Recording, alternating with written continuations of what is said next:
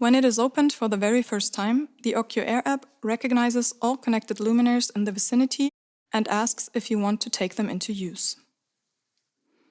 Confirming this, you will then be directed to the Luminaires tab, where you can configure the luminaires and change their order. We will show you how to do that in another tutorial. To give the network your own name, you have to change the tab.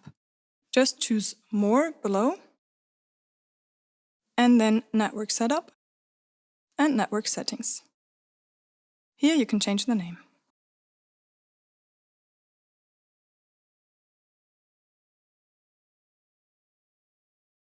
Confirm with Save.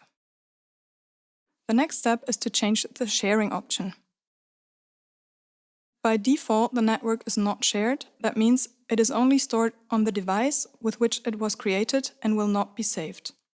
More recommendable are the option Administrator Only, in which the network and all its settings are stored, and the option Password Protected, where you can also share the network with other people.